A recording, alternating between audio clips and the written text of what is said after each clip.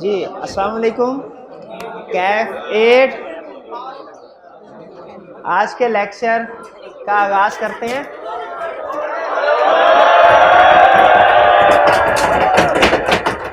کچھ بھی نہیں تھا ویسے ہی میرا دل گیا, میں نے کہا چلیے تھوڑا سا کھیل لیں.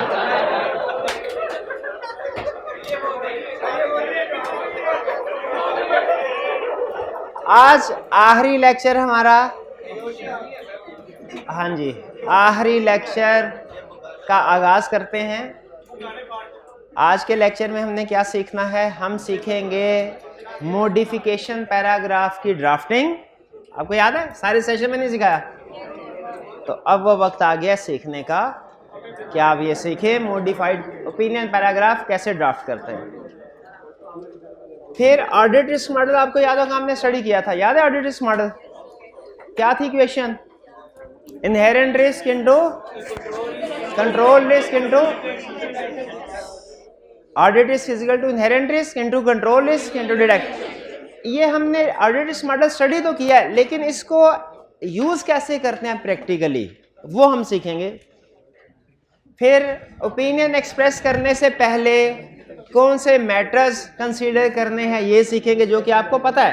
دیکھیں یہ دونوں کنسیپٹ جو ہے نا, یہ آپ نے پہلے سیکھے ہوئے ہیں, ٹھیک ہے. صرف آپ کو ایک آدھا کنسیپٹ اس کو تھوڑا شیئر کرنا ہے آپ کے ساتھ. ورنہ اوپینین ایکسپریس کرنے سے پہلے کون سے میٹر کنسیڈر کیے جاتے ہیں آپ کو پتہ ہے. مس اسٹیٹمنٹ اور اسکوپ لمیٹیشن ہے, سب سے بڑے میٹرز تو یہی ہیں. اور اینڈ پہ case study questions of I T controls. تو آج بیسیکلی 4 کنسیپٹ ہے, لیکن جو 2 مین کنسیپٹ ہم نے ڈسکس کرنے ہیں وہ ہاؤ ٹو ڈرافٹ موڈیفیکیشن اور دوسرا case study questions of I T control. اس کے بعد اس میں یہ چھوٹے سے کنسیپٹ ہے, یہ بھی ہم اس کے ساتھ نمٹا لیں گے. اس کے ساتھ ہمارا سلیبس ہو جائے گا کمپلیٹ. اچھا اپنی طرف سے میں نے تسلی کر لی ہے کہ سلیبس آپ کا سارے کا سارا ڈسکس ہو جائے, اس کی سفیشینٹ پریکٹس ہو جائے. لیکن اب چونکہ سیشن کمپلیٹ ہو گیا, اس کے بعد کلاس تو ہوگی نہیں, تو درمیان میں آف اینڈ آن کبھی میرا کالج میں چکر لگا تو میں آپ لوگوں کو واٹس ایپ پہ میسج کر دوں گا, تاکہ اگر کسی اسٹوڈنٹ کو کوئی پرابلم ہے, وہ کچھ ڈسکس کرنا چاہتا ہے تو وہ ڈسکس کر لے. اور آپ کو اگر کوئی لگے کہ کوئی ایسا کنسیپٹ ہے جو ڈسکس نہیں کیا ہم نے, یا کوئی ایسا کویسچن ہے جو کہ پاسٹ پیپر کا پرابلم کر رہا ہے اور وہ اہم ہے, ڈسکس ہونا چاہیے, آپ وہ میرے ساتھ شیئر کر دیجئے گا. میں اس کی علیحدہ سے ویڈیو بنا کے اس جو بھی وہ ٹاپک ہوگا یا جو کویسچن ہوگا وہ آپ لوگوں کے ساتھ شیئر کر دوں گا. یہ کنٹینجنسی پلاننگ کے طور پہ ہے, ورنہ اپنی طرف سے میری ریزنیبل ایشورنس ہے کہ ہم نے اس کو سلیبس کو کمپلیٹ کر لیا ہے. میری کوشش ہوگی کہ ایک تو ایکسٹرا کلاسز رکھ کے آپ کے ساتھ ڈسکشن کی جائے, جو لیٹسٹ ایک ہی سیٹنگ کے اندر پورے کا پورا جو پیپر ہے اس کو ڈسکس کیا جائے. اس میں کچھ ایگزام ٹیکنیکس وغیرہ ڈسکس کر لیں. کوئی ایک کلاس میں پلان کروں گا آئندہ آنے والے دنوں میں کہ وہ کنڈکٹ ہو جائے, جس میں ایک ہی سیٹنگ کے اندر آپ پورا پیپر جو ہے وہ ڈسکس کریں, اور کچھ ایگزام ٹیکنیکس ریسنٹ ٹرینڈ کے اوپر میں آپ کو بتا دوں گائیڈنس. اس کے علاوہ میری اسیسمنٹ کے مطابق ہمارا سلیبس سارا کمپلیٹ ہو چکا ہے. اور ایک چیز اور ذہن میں رکھیے گا, اگر آپ نے 90% تک کلاسز لی ہوئی ہیں, 85 to 90% کلاسز لی ہوئی ہیں, یعنی تقریباً 115 ہمارا ٹوٹل لیکچرز ہیں.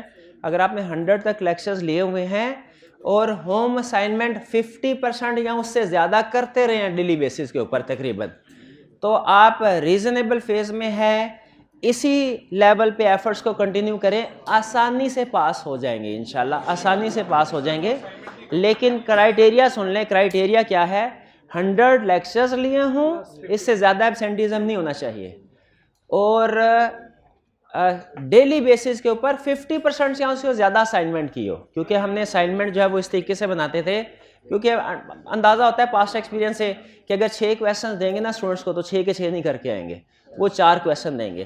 تو اسائنمنٹ سٹارٹ سے ہی تھوڑا سا 1-2 کویسچن ہم سرپلس ہی آپ کے ساتھ شیئر کیا کرتے تھے, تاکہ 1-2 اگر آپ کوئی اسائنمنٹ کمپلیٹ نہیں بھی کر پاتے تو کم از کم جو آبجیکٹیو ہے اسائنمنٹ کا, جتنی پریکٹس ریکوائرڈ ہے وہ پوری ہو جائے. تو اگر آپ نے اسائنمنٹ پوری نہیں بھی کی ہوئی, 60-70% تک بھی کرتے رہے, تو اس کا مطلب ہے اسائنمنٹ میں جو مقصد تھا وہ پورا ہو گیا اور آپ پاس ہو سکتے ہیں. آخری لاسٹ منتھ میں یاد رکھیں، اور خاص طور پہ ایگزام سے کچھ دن پہلے ایک سائیکلوجیکل پریشر بلڈ ہوتا ہے جو لازمی بلڈ ہوگا، آپ پہ بھی بلڈ ہوگا، آپ کو لگے، کیونکہ اب یہ وہ مہینہ ہے جس میں ایک تو آپ کے ساتھ استاد نہیں ہے جو کہ آپ کو تسلی دے سکے، آپ کی پرابلم شیئر کر سکے، آپ کو گائیڈ کر سکے. تو جب آپ اکیلے خود بیٹھ کے پڑھ رہے ہوں گے نا، تو مے بی سم ٹائم آپ اپنے آپ کو اوور برڈن فیل کریں گے، انڈر پریشر فیل کریں گے، آپ کو لگے گا کام بہت زیادہ ہے، جو کہ ہے بھی زیادہ. ظاہر ہے 3 سبجیکٹ CA کے پورا سلیبس ایک مہینے میں ریوائز کرنا آسان ٹاسک نہیں ہے. لیکن اگر آپ نے پہلے لیکچر، اگر آپ کے کوئی ایسے پینڈنگ چیزیں نہیں ہیں، کوئی ٹاپک ایسے نہیں ہیں کہ جو پینڈنگ آپ نے بالکل ان کو ہاتھ نہیں لگایا، پہلے اگر کلاسز لی ہوئی ہیں، کچھ تھوڑے بہت کویسچن بھی کسی بھی سبجیکٹ کے کیے ہوئے ہیں، تو یاد رکھیں آخری مہینے میں 3 سبجیکٹ آسانی سے کمپلیٹلی ریوائز ہو سکتے ہیں. صرف آپ نے اپنے آپ کو انڈر پریشر نہیں آنے دینا اور اس کنکلوژن پہ نہیں پہنچنا اب اگلے آنے والے پیریڈ میں کہ کسی ایک سبجیکٹ کو کوئٹ کر دیتے ہیں. آپ کی ساری محنت جو ہے وہ زیرو ہو جائے گی جو آپ نے کی ہوئی ہے. تو کسی بھی اس دن کے بعد اگر تو کوئٹ کرنا ہے تو ابھی سوچ لیں، آج اس دن کے بعد آپ کوئٹ کرنے، کسی سبجیکٹ کو کوئٹ کرنے کا ڈیسیژن نہ کیجیے گا. تیاری جیسی تیسی بھی ہے اس کو کیپٹلائز کریں، پیپر دینے کی کوشش کریں، اور ہو سکتا ہے کہ آپ ایوریج تیاری کے ساتھ پاس ہو سکتے ہیں. ٹھیک ہے، میرا یہ ایکسپیرینس ہے. کئی دفعہ ایسا ہوا کہ میں نے تیاری میں اچھی کرتا تھا، اپنے پورے کیریئر میں میری یہ عادت ہوتی تھی کہ تیاری اور سلیکٹو اسٹڈی نہیں کرتا تھا، لیکن بہت دفعہ ایسا ہوا کہ 70% تک پیپر اٹیمپٹ ہوا، پیپر اٹیمپٹ ہی 70% ہوا. اب آگے اس میں سے ٹھیک کتنا ہے غلط کتنا ہے وہ علیحدہ بات ہے، لیکن اس کے باوجود میں پاس ہو گیا. تو آپ بھی ہو یہ لیکن سم ٹائم نا آپ جیسے ایک چیز ہمیشہ یاد رکھیے گا، جیسے جیسے آپ کسی بھی چیز کے بارے میں آپ کی ایکسپرٹیز، آپ کا نالج بڑھتا جاتا ہے نا، تو انسان کی سائیکی ہے، جیسے جیسے اس کا کسی فیلڈ میں نالج بڑھتا جاتا ہے، اس کی نظر پھر اس چیز پہ نہیں رہتی جو اسے آتا ہے، بلکہ اس کی نظر اس چیز پہ جاری ہوتی ہے جو اسے نہیں آتا. تو جتنی زیادہ آپ کی تیاری اچھی ہوتی جائے گی نا، آپ دیکھیں یہ جو جتنے اچھے اسٹوڈنٹ، محنتی اسٹوڈنٹ ہوتے ہیں، زیادہ محنت کرنے والے، انہیں ہمیشہ آپ ٹینشن میں دیکھیں گے. اس کی ریزن یہ ہوتی ہے حالانکہ انہیں ایوریج اسٹوڈنٹ سے بہت زیادہ چیزیں آ رہی ہوتی ہیں، لیکن ان کی نظر اس چیزوں پہ نہیں ہوتی جو انہوں نے کور کر لی ہیں، جن کے اوپر ان کی نظر ان چیزوں پہ ہوتی ہے جو انہوں نے کور نہیں کی. تو اسی لیے اگر آپ کو آخری دنوں میں کبھی یہ پریشر بلڈ ہو نا، آپ کے ذہن میں یہ چیز آئے کہ میری تو بہت سی چیزیں رہ گئی ہیں، تو میں پرسنلی سمجھتا ہوں یہ نیگیٹو سگنل نہیں ہے بلکہ یہ پازیٹیو سگنل ہے. کیونکہ اس کا مطلب یہ ہے کہ آپ یہ جو چیزیں رہ گئی نا، چاہے 10 ہیں، 15 ہیں، 20 ہیں، جتنی بھی ہے، اس کا مطلب ہے باقی کی جو 100-150 چیزیں ہیں وہ آپ نے کور کر لی ہوئی ہیں. لیکن ایز ایڈیٹر آپ کو پتا ہے ہماری بھی عادت ہوتی ہے ایکسیپشن رپورٹنگ کی. جو چیزیں ٹھیک ہوتی ہیں وہ ہم جنرل پبلک کو رپورٹ نہیں کرتے، جو غلط ہوتی ہیں وہ ہم مینجمنٹ کا جو دوسرے لوگوں کو رپورٹ کرتے ہیں. تو اسی طریقے سے آپ کو بھی اگر کبھی آنے والے مہینے میں یہ لگے کہ آپ کی کسی سبجیکٹ کی تیاری اچھی نہیں ہے، آپ کو کوئی 2 ایسے ٹاپکس ہیں جو نہیں آتے، تو فوراً آپ کے ذہن میں یہ اگلی بات آ جانی چاہیے کہ سر نے کہا تھا کہ ان دنوں میں ہماری نظر ان چیزوں کے اوپر نہیں ہوتی جو ہمیں آتی ہے، بلکہ کن چیزوں پہ ہوتی ہے جو نہیں آتی. اگر مجھے 2 ٹاپکس ایسے ہیں جو میرے ویک ہیں، تو اس کا مطلب ہے 12 ٹاپکس ایسے بھی ہیں جو میرے اسٹرانگ ہیں. ٹھیک ہے، تو انشاءاللہ مجھے امید ہے کہ آپ اگر آخری مہینے کو اچھے طریقے سے کیپٹلائز کر لیں گے، یہ وقت آخری مہینہ آپ کا بہت قیمتی ہے، اگر اس کو کیپٹلائز کر لیں گے تو انشاءاللہ آپ پاس ہو سکتے ہیں. کوئی ریزن نہیں ہے کہ آپ فیل ہو. جس اسٹوڈنٹ نے 85% سے زیادہ کلاسز لی ہوئی ہیں، اسائنمنٹ بھی ڈیلی بیسس کے اوپر، یا ایک دو دفعہ ہفتے میں ایک آدھ دفعہ ہو ہی جاتا ہے کہ اسائنمنٹ کمپلیٹ نہ ہو، لیکن زیادہ تر اسائنمنٹس کمپلیٹ کی ہے، کوئی ریزن نہیں کہ وہ ایگزام میں پاس نہ ہو، انشاءاللہ ہو جائے گا. ٹھیک ہے، لیکن اب نہ پریشر بلڈ ہوگا آپ کے اوپر آخری مہینے میں، یہ نیچرل ہے، میرے ساتھ بھی ہوتا تھا، آپ کے ساتھ بھی ہوگا، پاسٹ میں بھی آپ نے فیل کیا ہوگا. صرف آپ نے اپنا کانفیڈنس لوز نہیں ہونے دینا، اور ایوریج ذہن میں رکھیے پاس ہونے کے، ایون سرٹیفکیٹ آف میرٹ یا گولڈ میڈل لینے کے لیے بھی پرفیکٹ ہونا ضروری نہیں، 100% سلیبس کوریج ہونا ضروری نہیں. میری پورے اسٹڈی کیریئر میں کبھی بھی کسی بھی سبجیکٹ میں 100% پریپریشن نہیں ہوئی. ٹھیک ہے، تو اسی لیے آپ بھی 100% ٹارگٹ رکھیں، لیکن یہ بھی ذہن میں رکھیں فیکٹ ہے کہ 100% آپ اس کو اچیو نہیں کر سکیں گے. تو 100% سے کم ہونے کی صورت میں کانفیڈنس لوز نہیں کرنا. اصل میں ایگزام میں جب آپ بیٹھتے ہیں نا, ساری گیم کانفیڈنس کی ہوتی ہے. اس میں آپ کو اس وجہ سے نقصان نہیں پہنچتا کہ آپ نے کچھ ٹاپک چھوڑ دیے تھے, زیادہ نقصان اس وجہ سے پڑتا ہے کہ آپ نے ٹاپکس پڑھے ہوئے تھے لیکن آخری مہینوں میں, آخری دنوں میں, یا اس وقت ایگزام کنڈیشن میں آپ اس کو اٹیمپٹ نہیں کر پائے, ریکال نہیں کر پائے. تو اس وقت اچھی پرفارمنس کے لیے آپ کا مینٹلی ریلیکس ہونا ضروری ہے, پریشر میں نہیں آنا بس. ٹھیک ہے, محنت کی ہوئی ہے, انشاءاللہ ضرور پاس ہو جائیں گے. چلیے تو آج کے ٹاپکس کی طرف چلتے ہیں. سب سے پہلے ہاؤ ٹو ڈرافٹ موڈیفیکیشن. سب سے پہلے مجھے بتائیے, جب ہم کہتے کہ جب ہم آڈیٹر جو اوپینین ایکسپریس کرتا ہے انہیں ہم دو بڑے حصوں میں کلاسیفائی کرتے ہیں, انموڈیفائڈ اوپینین اور موڈیفائڈ اوپینین. موڈیفائڈ اوپینین کی 3 ٹائپس ہیں further, qualified opinion, adverse opinion, disclaimer of opinion. پہلے مجھے یہ بتائیے, کیا ہمیں یہ پتہ ہے کہ کس سچویشن میں کون سا ٹائپ آف اوپینین ایکسپریس کرتے ہیں؟ یعنی ہم بتا سکتے ہیں کہ کسی بھی کیس اسٹڈی میں کہ یہ مس اسٹیٹمنٹ ہے, ایفیکٹ مٹیریل ہے, پرویسو ہے, اسکوپ لمیٹیشن ہے, تو کون سا ٹائپ آف اوپینین آئے گا؟ بالکل ٹھیک ہے. ڈرافٹنگ کی طرف آتے ہیں آپ. کیا انموڈیفائڈ اوپینین کی ڈرافٹنگ ہم نے سیکھی ہوئی ہے؟ کیا ہمیں آتی ہے؟ بالکل 2 پیراگراف, اور یہ مشکل کام تھا جو پہلے ہم نے کر لیا. انموڈیفائڈ اوپینین کی ڈرافٹنگ موڈیفائڈ اوپینین سے زیادہ مشکل ہے. اس کی ریزن کیا ہے وہ میں بھی تھوڑی دیر میں آپ کو بتاؤں گا. لیکن اگر آپ نے انموڈیفائڈ اوپینین پیراگراف یاد کر لیا ہے, بیسس فار اوپینین پیراگراف یاد کر لیا, تو یاد رکھے زیادہ مشکل کام ہو گیا. موڈیفائڈ اوپینین کی ڈرافٹنگ نسبتاً آسان ہے. اب ہم کیا سیکھنے جا رہے ہیں؟ موڈیفائڈ اوپینین کی ڈرافٹنگ کس طریقے سے ہوگی. پہلے تو یہ ذہن میں رکھیے کہ جب کبھی ہم اوپینین موڈیفائی کرتے ہیں تو کم از کم 2 پیراگراف ایسے ہیں رپورٹ کے جو لازمی افیکٹ ہوں گے. سم ٹائم کچھ اور پیراگراف بھی افیکٹ ہوتے ہیں, جیسے ڈسکلیمر آف اوپینین کے کیس میں آپ نے دیکھا کہ آڈٹ میٹر پیراگراف انکلوڈ نہیں کیا جاتا, اور بعض اوقات وہ جو ورڈنگ ہوتی ہے وی ہیو آڈیٹڈ, تو چونکہ آڈٹ کیا ہی نہیں ہے تو ہم اس ورڈنگ کو بھی انکلوڈ نہیں کرتے, چینج کر دیتے ہیں, وی ور انگیج ٹو آڈٹ. تو تھوڑا سا امپیکٹ دوسرے پیراگراف پہ بھی پڑتا ہے. لیکن موڈیفائڈ اوپینین میں سب سے زیادہ فرق جن پیراگراف پہ پڑتا ہے وہ 2 پیراگراف کون سے ہیں؟ ایک اوپینین پیراگراف اور ایک basis of opinion paragraph. In 2 paragraph. تو جب کبھی ہم سے کہے کہ مس اسٹیٹمنٹ ہے, اس کا افیکٹ مٹیریل ہے, کوالیفیکیشن پیراگراف ڈرافٹ کرو, تو آپ نے ذہن میں رکھنا ہے جب کبھی ہم کوالیفائڈ اوپینین پیراگراف ڈرافٹ کرتے ہیں تو کوالیفائڈ کے ساتھ basis for qualified opinion paragraph بھی افیکٹ ہوتا ہے. ایگریڈ؟ اچھا, ایگزام کے کویسچن میں آپ نے خاص طور پہ دیکھ لینا ہے وہ کون سا پیراگراف ریکوائر کر رہا ہے. سم ٹائم وہ کہتا ہے کہ کوالیفائڈ اوپینین پیراگراف ڈرافٹ کیجئے, اور پھر ساتھ کلیئرلی کہہ دیتا ہے basis for qualified opinion paragraph is not required, یا کہے گا draft basis for qualified opinion paragraph, اور کلیئرلی کہہ دے گا opinion paragraph is not required, یا کہہ دے گا draft qualification with respect to this metre. تو جب وہ کلیئرلی کسی دونوں میں سے ایک پیراگراف کو ایکسکلوڈ کر دے, اگر اس نے کہا qualified opinion paragraph basis required نہیں, تو کون سا پیراگراف ڈرافٹ کرنا ہے؟ کوالیفائڈ اوپینین والا صرف.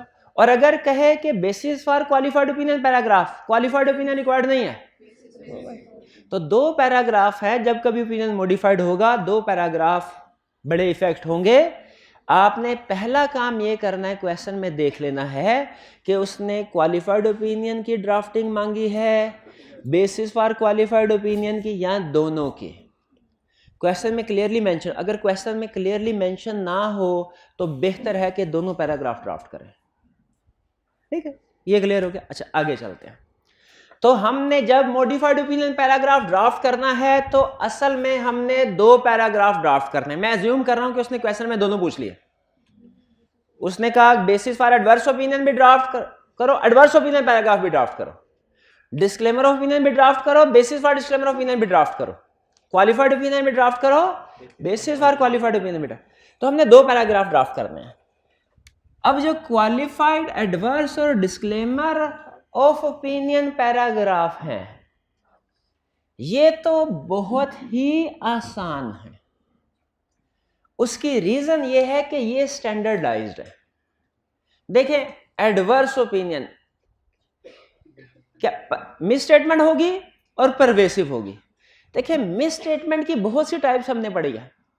مس اسٹیٹمنٹ سینکڑوں قسم کی ہو سکتی ہے, لیکن یاد رکھیے گا مس اسٹیٹمنٹ کسی بھی قسم کی ہو, ایڈورس اوپینین کی ورڈنگ سیم ہوگی. مس اسٹیٹمنٹ کسی بھی قسم کی ہو, کوالیفائڈ اوپینین کی ورڈنگ سیم ہوگی. اگر inventory lower of cost NOR opinion نہیں ہے, کوالیفائڈ اوپینین کی ورڈنگ سیم ہوگی, بیسس فار کوالیفائڈ اوپینین میں ایکسپلینیشن ڈفرنٹ ہوگی. اگر ڈیپریسیشن ریکارڈ نہیں کی تو کوالیفائڈ اوپینین پیراگراف کی ورڈنگ سیم ہوگی جیسی انوینٹری والے کیس میں تھی, صرف basis for qualified opinion paragraph کی ورڈنگ چینج ہوگی. اس میں ہم ایکسپلینیشن دیتے ہوئے ایکسپلینیشن ڈفرنٹ ہوگی. تو یہ ذہن میں رکھیے گا کہ جو کوالیفائڈ اوپینین یا ایڈورس اوپینین یا ڈسکلیمر اوپینین کی ورڈنگ ہے یہ اسٹینڈرڈائزڈ ہے, ہر کیس میں سملر ہوگی. یعنی کوالیفائڈ اوپینین کی جو ورڈنگ ہے نا وہ مس اسٹیٹمنٹ وہ ہر کیس میں سملر ہوگی. ایڈورس اوپینین کی ورڈنگ ہر کیس میں سملر ہوگی, ڈسکلیمر اوپینین کی ورڈنگ ہر کیس میں سملر. کلیئر؟ فرق آئے گا تو کس میں آئے گا؟ یعنی انموڈیفائڈ اوپینین کی ورڈنگ کیا ہوتی ہے؟ In our opinion, financial statements give true and fair view of financial position of ABC company as on this and of its financial performance and cash flows. Standardized wording ہے. اچھا qualified opinion کی wording کیا ہوگی؟ In our opinion, except for effects of matters described in basis for qualified opinion. بس یہ sentence change ہے. In our opinion, except for effects of matters described in basis for qualified opinion paragraph, financial statement of ABC company give true and fair view of financial position of ABC company as on this date and of its financial performance and of its cash flows. یعنی انموڈیفائڈ opinion میں اور qualified opinion میں فرق صرف ایک sentence کا ہوگا. کیا؟ Except for effect of matters described in basis for qualified opinion section. Clear?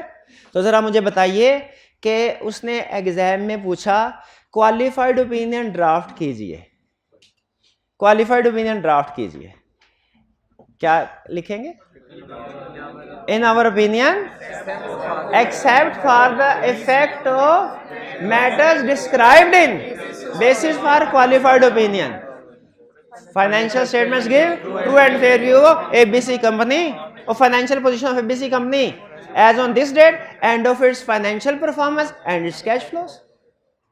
Scope limitation ہے, effect material ہے, basis for qualified opinion draft کیجئے, basis for qualified opinion draft کیجیے.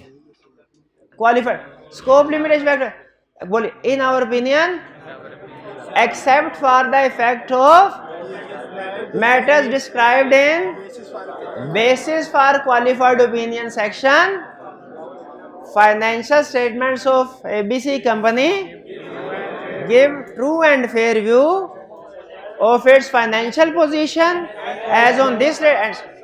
بھائی کلیئر ہو گیا؟ یعنی انموڈیفائڈ اوپینین کی ورڈنگ آپ نے جو یاد کی ہوئی وہی کوالیفائڈ اوپینین میں آئے گی, صرف یہ الفاظ except for the effects of matter described یہ ایڈ ہوگا, باقی سارا وہ. کلیئر؟ اچھا آگے چلتے ہیں. ایڈورس اوپینین کی ورڈنگ کیا ہوگی؟ Because of significance. اس میں ایکسپٹ فار نہیں آئے گا, اس میں تو سیدھا ہی بتانا ہے کہ فائنینشیل میں do not give true and fair view, لیکن اس میں بتانا ہے کس وجہ سے نہیں. Because of significance of matter described in basis for adverse opinion section financial statements do not give true and fair view of آگے وہی ABC company as on financial position of ABC company as on this date and of its financial performance and its cash flows. Adverse opinion section کیا؟ Because of significance of matter described in basis for adverse opinion section Financial statements financial statements of ABC company do not give true and fair view of its financial position as on this date and its financial performance and cash flows. Simple. अब ये adverse opinion जिस वजह से मर्जी होए, वो जो reason है वो बेसिस में जाके डिस्कस करेंगे. एडवर्स ओपिनियन सेक्शन पैराग्राफ ऐसे आएगा. अब इसी लाइन के ऊपर हम ड्राफ्ट करते हैं disclaimer of opinion paragraph. Because of significance of matter described in basis for disclaimer of opinion section, we are unable to obtain evidence, therefore we do not express an opinion on financial statements. Big बात समझ आ रही है? Because of significance of matters described in basis for disclaimer of opinion section, we are unable to obtain evidence on financial statements, therefore we do not express an opinion.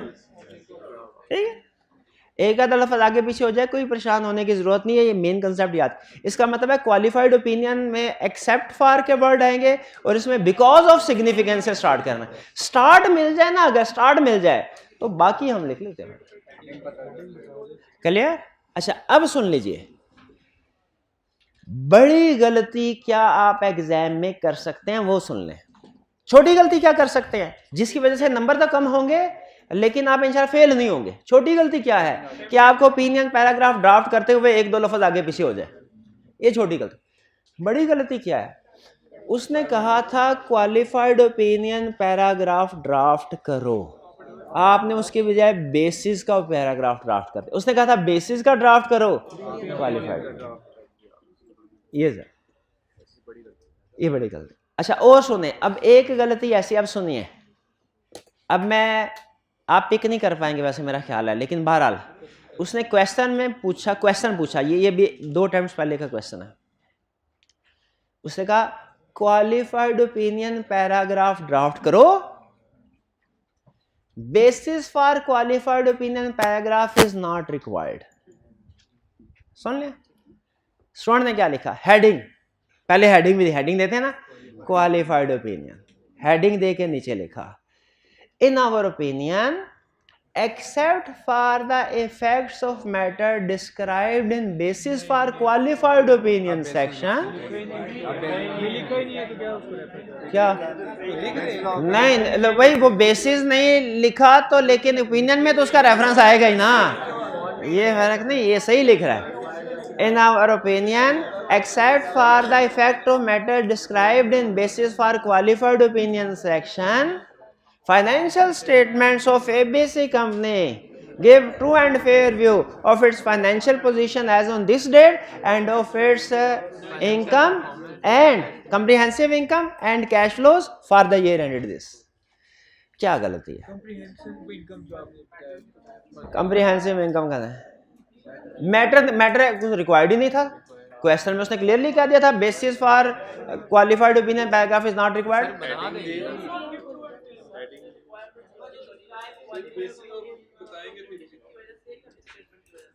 देखिए, इनका question ये है कि sir उसने requirement में ये नहीं पढ़ा कि ये क्वालिफाइड ओपिनियन मिस स्टेटमेंट की वजह से या स्कोप लिमिटेशन की वजह से, इससे फर्क नहीं पड़ता.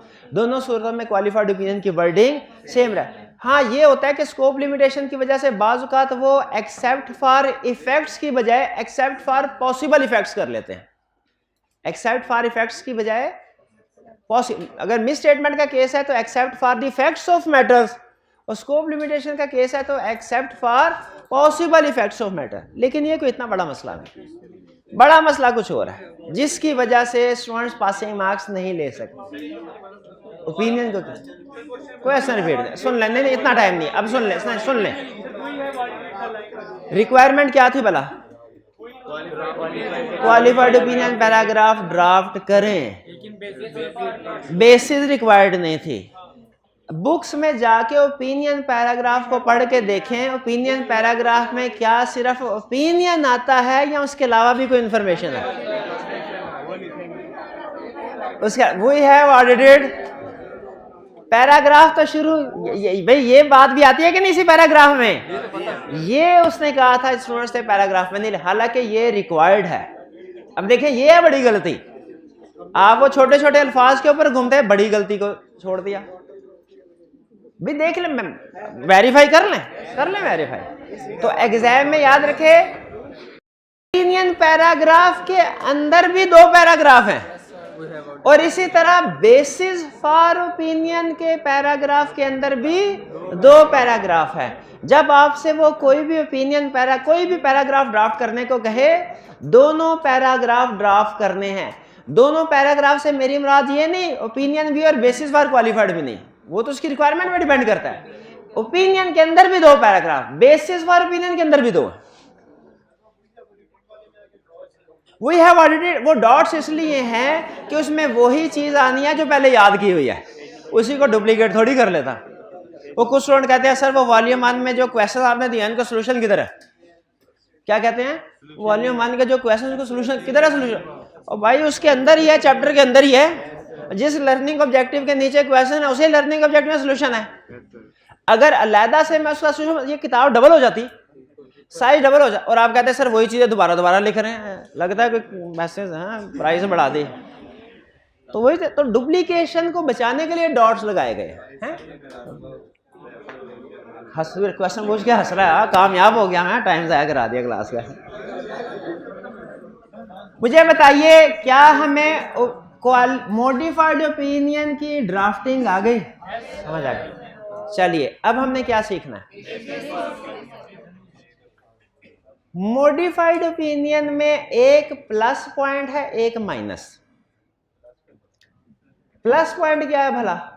پلس پوائنٹ یہ ہے اسٹینڈرڈائز. پلس پوائنٹ یہ ہے کہ چھوٹے سا, یہ 2-3 لائنوں میں نہیں پڑھا جاتا اوپینین پیراگراف, یعنی یاد کرنے کے لیے مٹیریل بہت کم ہے. مائنس یہ ہے کہ اسٹینڈرڈائزڈ ہے, کوشش یہ کرنی چاہیے کہ ایز اٹ از یاد ہو جائے. Basis for modified opinion paragraph میں پلس پتہ کیا ہے؟ خود سے لکھنا ہے. اس میں سٹینڈرڈ ہے نا, ورڈنگ بتائی ہوئی ہے کہ آپ کے اوپینین کی ورڈنگ کیا ہوگی.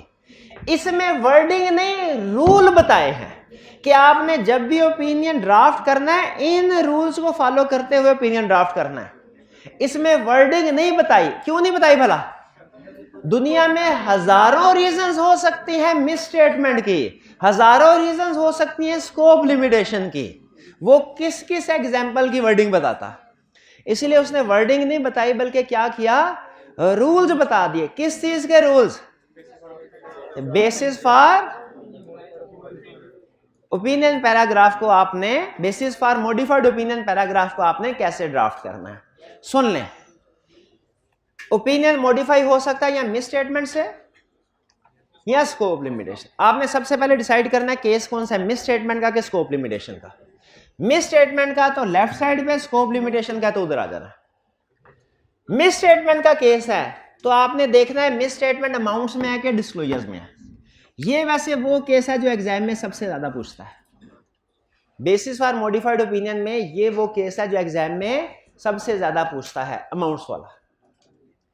کہتا ہے جب آپ basis for modified opinion paragraph بنا رہے ہوں گے, یعنی جب کوئی مس اسٹیٹمنٹ ہے اس کا ایفیکٹ مٹیریل ہے, یا مس اسٹیٹمنٹ ہے اس کا ایفیکٹ پرویسو ہے, دونوں صورتوں میں بیسس فار کوالیفائڈ یا ایڈورس اوپینین پیراگراف آپ نے ڈرافٹ کرنا ہے. ایگریڈ؟ اچھا مجھے پہلے یہ بتائیے, میں بڑا کنسپٹ ٹیسٹ کر لوں والے آپ سے, یہ نا آپ ڈیٹیل میں سوچ رہے ہیں اور بڑا کنسپٹ سکپ ہو جائے. کوالیفائڈ اوپینین, کلائنٹ اے پہ کوالیفائڈ اوپینین ڈرافٹ کر رہے ہیں, کلائنٹ بی پہ ایڈورس اوپینین ڈرافٹ کر رہے ہیں. Qualified opinion due to miss statement, qualified adverse opinion due to miss statement. ان دونوں رپورٹس میں کیا موڈیفائڈ اوپینین پیراگراف سیم ہوگا کہ ڈفرنٹ؟ کوالیفائڈ اوپینین ادھر adverse opinion, opinion paragraph different ہوگا. کوالیفائڈ اوپینین کی ورڈنگ ہو رہا ہے, ایڈورس اوپینین کی ورڈنگ ہو رہا ہے. لیکن ادھر بیسس فار کوالیفائڈ اوپینین، ادھر بیسس فار ایڈورس اوپینین، یہ پیراگراف سیم ہوگا کیونکہ اس میں نیچر آف مس اسٹیٹمنٹ آپ ایکسپلین کر رہے ہیں. وہی ڈیپریسیشن ریکارڈ نہیں کی، ادھر اس کا اماؤنٹ کم تھی، ایفیکٹ مٹیریل ہے، وہی ڈیپریسیشن ریکارڈ نہیں کی، اگر اماؤنٹ زیادہ ہے ایفیکٹ پر ویسے، تو اس کا مطلب ہے ڈرافٹنگ سیم ہوگی، اماؤنٹ چینج ہوگی صرف. یہ بات سمجھ آئی؟ یعنی موڈیفائڈ اوپینین 3 ہے، کوالیفائڈ، ایڈورس، ڈسکلیمر. ان کی ورڈنگ سٹینڈرڈائزڈ ہے. بیسس فار موڈیفائڈ اوپینین کی ورڈنگ ڈفرنٹ ہے، اور یہ ڈیپینڈ کرتی ہے کہ ایشو مس اسٹیٹمنٹ کا ہے کہ اسکوپ لمیٹیشن کا ہے. مس اسٹیٹمنٹ کا ہے تو کسی بھی قسم کی مس اسٹیٹمنٹ ہوگی اس کو ڈسکس کرنے کا طریقہ کار ایک جیسا ہے، اماؤنٹ کی اس طریقے سے اور ڈسکلوجر کی علیحدہ سے. اگر مس اسٹیٹمنٹ اماؤنٹ کی مس اسٹیٹمنٹ کی ایگزامپل دیجئے. انوینٹری کو لور آف کاسٹ اینڈ پہ ریکارڈ نہیں کیا، ڈیپریسیشن ریکارڈ نہیں کی گئی، ڈیٹرز کے پروویژن ریکارڈ نہیں کی گئی، یہ ساری اماؤنٹس کی ہے نا. کیسے ڈسکرائب کریں گے؟ سب سے پہلے آپ نے نیچر آف مس اسٹیٹمنٹ کو ڈسکرائب کرنا ہے. جیسے مینجمنٹ ہیز ناٹ، پہلا ایشو کیا بتائیے، کس کی ڈرافٹنگ کروں؟ Lower of cost. Management has not recorded inventory at lower of cost and NRV which is a violation of IFRS. یہ میں نے کیا کیا؟ اور کی مس اسٹیٹمنٹ بتائیں. Management has not recorded depreciation on its fixed assets, which is a violation of IFRS. Revaluation. Management has not recorded its assets on revalued amount, which is a violation of IFRS. Management has not recorded provision for its doubtful debts, which is a violation of requirements of IFRS. یہ ہے nature of misstatement. Clear? اچھا مجھے بتائیے nature of miss statement بتا دینا کافی ہے یا کہ اس کی کوانٹیفیکیشن بھی ہونی چاہیے؟ یہ کوانٹیفیکیشن کو سمجھیے ایک طرح سے ایڈجسٹنگ انٹریز میں بتائی جائے، ایفیکٹ بتایا جاتا ہے کہ اگر اس مس اسٹیٹمنٹ کو ٹھیک کرتے تو پروفٹ پہ کیا ایفیکٹ پڑتا، تاکہ مینجمنٹ نے جو ایرر ریکارڈ نہیں کیا اس کا ایفیکٹ یوزر کو پتا چل جائے. تو سٹیپ نمبر 1 میں ہم نے نیچر آف مس اسٹیٹمنٹ کو ڈسکرائب کرنا ہے. سٹیپ نمبر 2 میں ہم نے کوانٹیفائی کرنا ہے، مس اسٹیٹمنٹ کو ایکسپلین کرنا ہے، اور پھر کوانٹیفائی کرنے کا مطلب کیا ہے؟ کوانٹیفائی کرنے کا مطلب ہے اماؤنٹس بتانی اس مس اسٹیٹمنٹ کی کیا ایفیکٹ آئے گا. اب سنیے پہلا کیس کون سا تھا؟ انوینٹری کا. اب میں پھر سے بھول گیا، پہلے basis for qualified opinion paragraph کی ڈرافٹنگ ہونے لگی ہے. Management has not recorded inventory at lower of cost and NRV which is a violation of IFRS.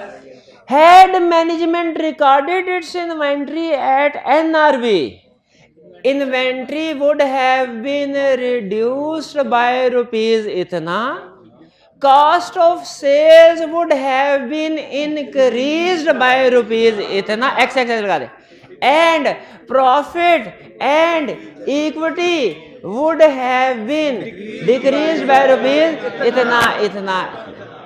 میں سمجھ آئی بات کے؟ پھر اگلی ایگزامپل ڈیپریسیشن. اچھا اب میرا دل کر رہا ہے کہ آپ کو ڈیپریسیشن پہ کوالیفائڈ اوپینین بھی بتا دوں اور بیسس فار کوالیفائڈ اوپینین کی ڈرافٹنگ یہ بھی نا. اچھا پہلے کوالیفائڈ اوپینین. اچھا اس میں صرف اہم والی چیز بتاؤں کہ وہ سٹینڈرڈ والا پیراگراف بھی، سٹینڈرڈ والا تو آپ پڑھ ہی لیں گے. اچھا سنیں پھر qualified opinion. In our opinion, except for the effects of matter described in basis for qualified opinion section, financial statements of ABC Limited give true and fair view of its financial position as on 31 December and its performance and its cash flows for the year then ended. یہ ہو گیا basis for, ये हो गया qualified opinion. अब basis for qualified opinion, management है, we have been appointed, वही आ गया ना, वो आगे वो इनका याद कर ही लेंगे आप. We have been appointed dot dot dot dot dot. Management has ना, ये क्या था, डेप्रिसिएशन वाला था. Management has not recorded depreciation expense on its tangible fixed assets which is a violation of requirements of IFRS. Had management recorded depreciation expense on its fixed assets, operating expenses would have been increased by rupees itna, net profit and equity and tangible assets would have been decreased by rupees itna, itna and itna. भाई वाह समझ आ गई. चलिए, कहता है लेकिन some time ऐसा होता है क्वांटिफिकेशन पॉसिबल नहीं होती. तो क्वांटिफिकेशन पॉसिबल नहीं है तो ना करो. जैसे क्लाइंट की सब्सिडरी थी, उसकी कंसोलिडेशन होनी थी, सब्सिडरी की फाइनेंशियल स्टेटमेंट ही नहीं आई, कंसोलिडेशन ही नहीं हुई, मिस स्टेटमेंट है. कैश बता सकते हैं कितनी अमाउंट की मिस स्टेटमेंट है? ये बताने के लिए तो फाइनेंशियल स्टेटमेंट होना जरूरी है ना, ताकि पता चले ऐड करके टोटल सेल कितनी बननी थी. तो सम टाइम ऐसा होता है क्वांटिफिकेशन पॉसिबल नहीं होती. तो नहीं पॉसिबल तो क्या करो, ना करो, बता दो नहीं पॉसिबल इसलिए नहीं की. अब आप एग्जाम्पल पढ़ेंगे ना एक एडवर्स ओपिनियन की, तो उसमें वो एडवर्स ओपिनियन के ड्राफ्टिंग सही कर रहा है, बेसिस फॉर एडवर्स ओपिनियन भी सही कर रहा है, क्वांटिफिकेशन नहीं बता रहा, नहीं गलत कर रहा, क्योंकि क्वांटिफिकेशन पॉसिबल ही नहीं है, सब्सिडरी की फाइनेंशियल स्टेटमेंट ही नहीं थी भाई. ठीक है, आगे चलते हैं. डिस्क्लोजर देखिए, आप उसको स्कोप लिमिटेशन की तरफ लेके जाना चाह रहे हैं, वो मिस स्टेटमेंट है.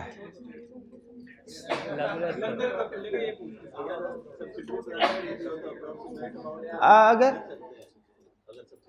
हाँ सब्सिडी पुरानी नहीं थी, नहीं इसी ड्यूरिंग द ईयर एक्वायर की ना, उसकी फेयर वैल्यू नहीं एस्टिमेट की गई. अगर डिस्क्लोजर में मिस स्टेटमेंट है तो क्या है, हाँ डिस्क्लोजर तो रॉन्ग या नॉन डिस्क्लोजर, उसके नेचर को एक्सप्लेन कर दो, और कोशिश करो जो डिस्क्लोजर ओमिट किए गए ना या गलत है, कोशिश करें क्या उसे इंक्लूड कर दें अगर प्रैक्टिकेबल हो, और अगर प्रैक्टिकेबल नहीं है इंक्लूड ना करें. जैसे यहां पे भी मिस स्टेटमेंट की क्वांटिफिकेशन करो, अगर क्वांटिफिकेशन पॉसिबल नहीं है ना करो.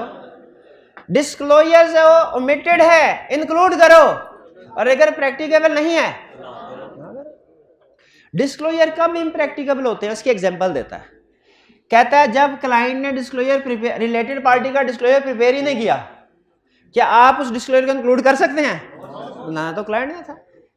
या डिस्क्लोजर प्रिपेयर किया, आपको नहीं दिया, अवेलेबल नहीं है, या डिस्क्लोजर प्रिपेयर भी किया क्लाइंट ने, आपको अवेलेबल भी किया, लेकिन वो बहुत ज्यादा लेंथी है, हमारी 4 सफ़ों की रिपोर्ट 40 सफ़ों की रिपोर्ट बन जाएगी, वो डिस्क्लोजर इतना ज्यादा लेंथी है, तो इस सूरत में डिस्क्लोजर को इंक्लूड नहीं करते. भाई समझ आ गए?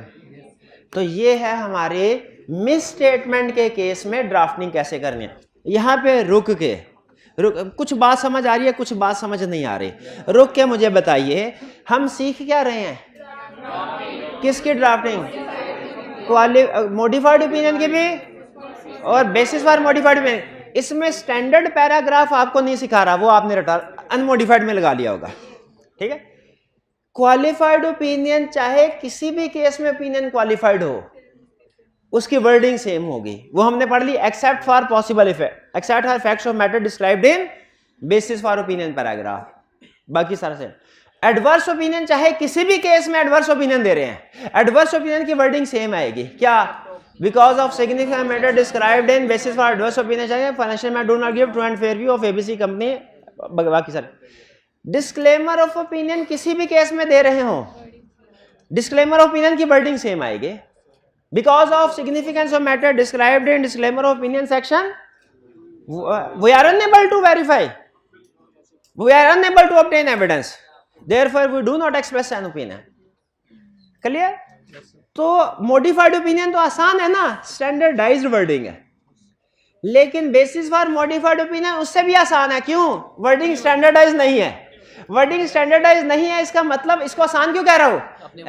हम अपनी आगे फेर फेर कर सकते हैं, हम अपनी मर्जी से, लेकिन रूल को फॉलो करना है. रूल क्या है कि अगर मिस स्टेटमेंट अमाउंट की वजह से है तो आपने नेचर को एक्सप्लेन करना है, क्वांटिफिकेशन अगर पॉसिबल है, क्वांटिफिकेशन पॉसिबल नहीं है तो जाने दो. और अगर डिस्क्लोजर है तो इंक्लूड करना है डिस्क्लोजर, और अगर इंक्लूड करना प्रैक्टिकेबल नहीं है तो ना कर. और वो 3 एग्जाम्पल मेरा भाई मुझे बताएगा और खुश करेगा. वो कौन सी 3 एग्जाम्पल्स हैं जिसमें डिस्क्लोजर क्लाइंट ने ओमिट किया एक डिस्क्लोजर और उससे रिपोर्ट में इंक्लूड नहीं कर सकते? क्लाइंट ने not prepared, not available, undue length. अब आगे चलते हैं. स्कोप लिमिटेशन, स्कोप लिमिटेशन, थोड़ी सी हिम्मत, इसके बाद सारा लेक्चर नॉर्मल, इजी इजी. चाय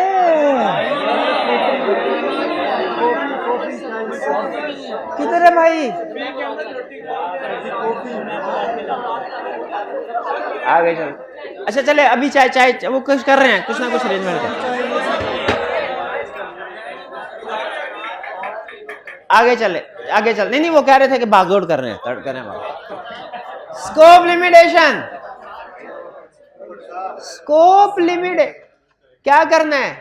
सबसे पहले डिस्क्राइब करना है प्रोसीजर जो परफॉर्म नहीं किया. और क्यों परफॉर्म नहीं किया? We were unable to physically verify inventory as on 31 December because we were appointed after the year end. अगली एग्जांपल, फिक्स एसेट क्या? We were unable to verify fixed assets purchased during the year because its invoices were destroyed by fire during the year. Return. We were unable to obtain evidence about certain matters because management refused to provide us written representation. We were unable to send confirmation letter to debtors because management did not allow us to send confirmation. Yeah, there were some errors in the computer system relating to accounts receivable. Amount आगे पीछे होगी तो management ने कहा भाई गलत amount है, ना भेजो.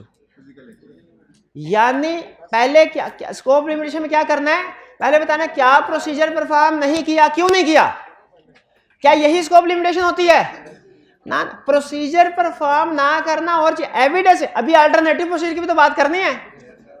वी वर अब आगे स्टैंडर्डाइज्ड वर्डिंग है. We were unable to obtain evidence from alternative procedures too. Therefore, we are unable to verify whether inventory is fairly stated in financial statement. Clear? Yes. नहीं, अब पूरा paragraph ना ना ना ना क्वालिफाइड ओपिनियन भी, qualified opinion भी आ रही है. थोड़ा इंतजार कीजिए महाराज. भाई अचानक आमद होती है भाई. अच्छा सुन लें, कौन सा पैराग्राफ? बोलो sir. Qualified duet scope limit example. Scope limitation की कोई एग्जाम्पल? स्टॉक काउंट नहीं कर सका, स्टॉक काउंट नहीं कर सका. Effect material, scope limitation. सुनिए अब पहले, अच्छा मैं याद नहीं करके आया हुआ, आपने चेक करना है कि तकरीबन ठीक है कि नहीं. तकरीबन सुनिए पहले मेरी हेडिंग क्वालिफाइड ओपिनियन. पहले we have audited dot dot dot dot dot because in our opinion, नहीं, in our opinion except for the effects of matter described in basis for qualified opinion section of our board, financial statements of ABC Limited give true and fair view of its financial position and its financial performance and comprehensive income for the year and cash flows for the year then ended. इसके बाद basis for qualified opinion section, basis for qualified opinion section, हाँ मसला क्या बताया था, physically very stock out नहीं कर, stock out नहीं, we were unable to count stock of client as on 31 December 2022 because we were appointed after the year end. We are unable to obtain evidence from alternative procedures too. Therefore, we are unable to verify whether inventory is fairly stated in financial statements. आखिरी question, ये multiplied by 2 लिखा है, ये multiplied by 1 लिखा है. Sometime ऐसा होता है, स्कोप लिमिटेशन 2 रीजंस की वजह से हो सकते. परवेसिव स्कोप लिमिटेशन कैसे होगी? अब देखिए आखिरी ड्राफ्टिंग की एग्जांपल करवा रहा हूं, और ये है ना डेटर को कंफर्मेशन लेटर सेंड कर पाए, ना इन्वेंट्री को वेरीफाई कर पाए, इफेक्ट परवेसिव है. अब जरा सुनिएगा, सबसे पहले हेड डिस्क्लेमर ऑफ ओपिनियन, ठीक है, आगे नीचे लिख रहा है वी हैव ऑडिटेड, ने किया ही नहीं कुछ, we were engaged to audit dot dot dot dot dot.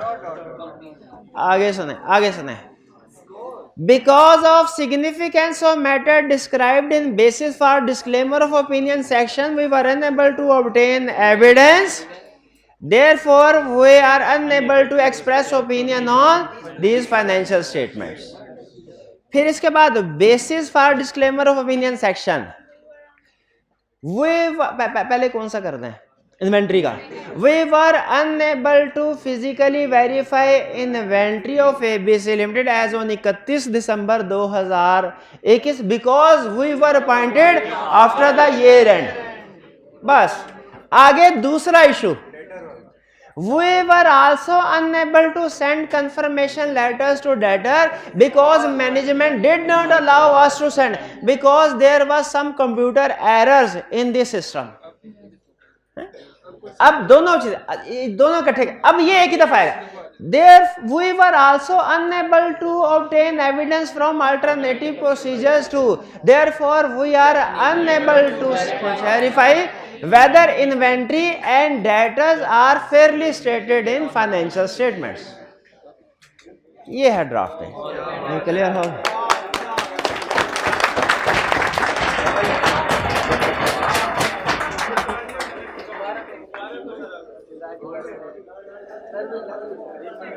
अच्छा, क्या मैंने आपको बताया है एक रिपोर्ट में कितने ओपिनियन आ सकते हैं? एक. अब जरा सुने. अच्छा, अब जरा अब ये प्रैक्टिकल इशू आपसे पूछने लगा हूं. एक ही ऑडिट में मटेरियल मिसस्टेटमेंट है, टाइप ऑफ ओपिनियन बताएं. मटेरियल मिसस्टेटमेंट क्वालिफाइड में, material scope limitation, pervasive misstatement, pervasive scope limitation. अब सुने, एक ही ऑडिट में material misstatement and material scope limitation.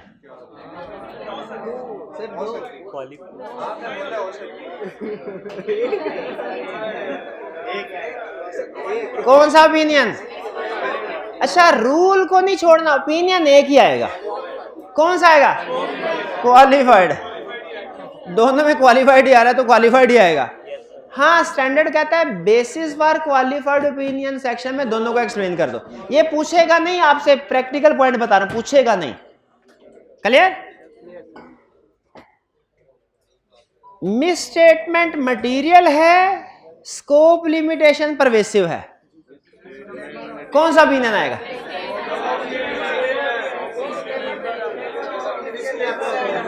Disclaimer جو بڑے والا ہے، لیکن اسٹینڈرڈ کہتا ہے basis for disclaimer of opinion میں دونوں کو ایکسپلین کر دو.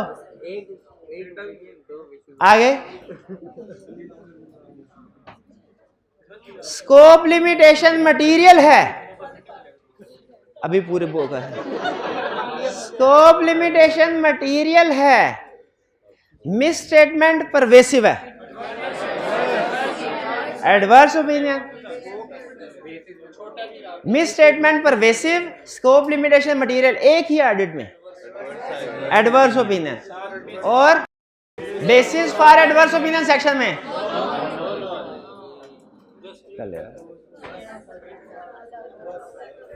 ٹھہر جائیں.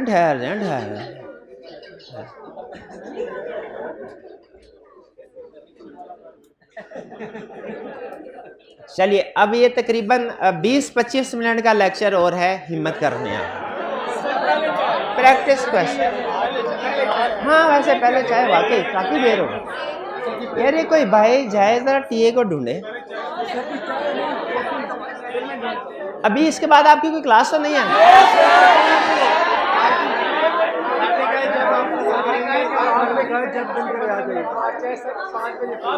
اچھا نہیں 5 بجے تو نہیں، ہمت نہیں ہے میں پڑھانے کی.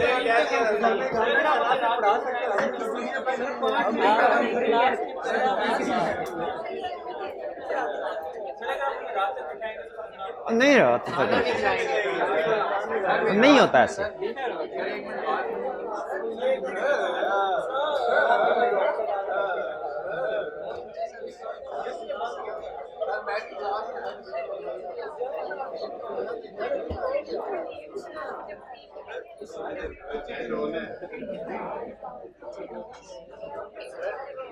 ایک چیپٹر تو بھول ہی گئے ہم کرنا.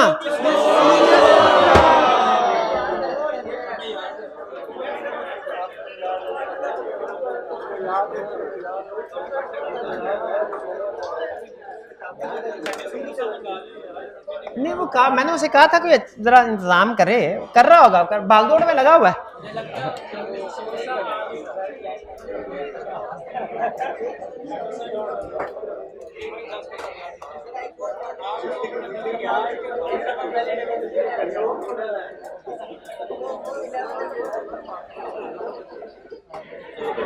اچھا اس میں ادھر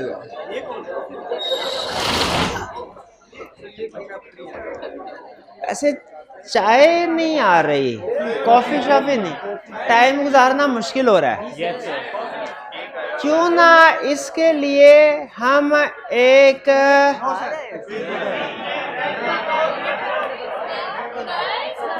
basis for qualified opinion section draft کر لیں تب تک.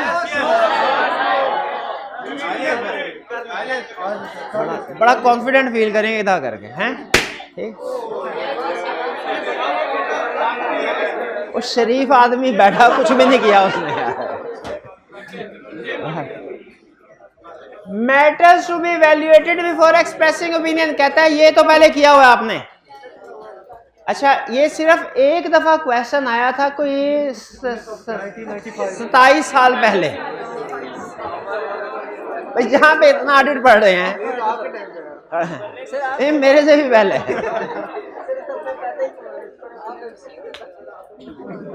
تو کہتا ہے اوپینین ایکسپریس کرنے سے پہلے کون سے میٹر کنسیڈر کرنے ہیں؟ 2، مس اسٹیٹمنٹ، اسکوپ لمیٹیشن. لیکن اگر زیادہ نمبر کے ساتھ پوچھ لے، زیادہ نمبر کے ساتھ تو کچھ اور فیکٹرز بھی جو کہ آلریڈی ہم کنسیڈر کرتے ہیں، یہ ساری جو ایگزامپلز ہیں نا، یہ ساری یہ آلریڈی مس اسٹیٹمنٹ میں کور ہو جاتی ہے. ایک نمبر کے ساتھ کوئی پوچھے بتاؤ اوپینین ایکسپریس کرنے سے پہلے کون سے میٹر کنسیڈر کرو گے، آپ کہیں گے دیکھیں گے مس اسٹیٹمنٹ اسکوپ لمیٹیشن تو نہیں، اور اگر مس اسٹیٹمنٹ اسکوپ لمیٹیشن ہے تو اس کا ایفیکٹ کیا ہے؟ مٹیریل پرویسو. لیکن اگر 5 نمبر کے ساتھ پوچھ لے تو پھر ہم کہیں گے یہ لکھنے کے بعد ہم کہیں گے کچھ اور، کاؤنٹنگ پالیسیز ایڈیکویٹلی ڈسکلوز کی ہیں کہ نہیں. حالانکہ اگر ایڈیکویٹلی ڈسکلوز نہ کریں وہ مس اسٹیٹمنٹ ہوتی ہے. لیکن زیادہ کویسچن تو پھر ایسے ہی کھینچتا ہے نا زیادہ نمبر کے ساتھ. کاؤنٹنگ پالیسی کنسسٹنٹلی اپلائی کی کہ نہیں، ایسٹیمیٹ ریزنیبل ہے کہ نہیں.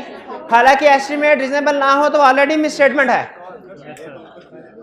Financial statement adequately applicable financial reporting framework को डिस्क्राइब करती है कि नहीं, financial statement true and fair view present वगैरह वगैरह, सारी चीजें हम नॉर्मली भी कंसीडर करते हैं, मिस स्टेटमेंट में कवर हो जाती हैं सारी। देखिए इनमें से एक चीज भी अगर ट्रू ना हो तो वो मिस स्टेटमेंट में आ जाएगी, लेकिन ज्यादा मार्क्स के साथ क्वेश्चन को जब फैलाना होता है तो ऐसे ही करते हैं।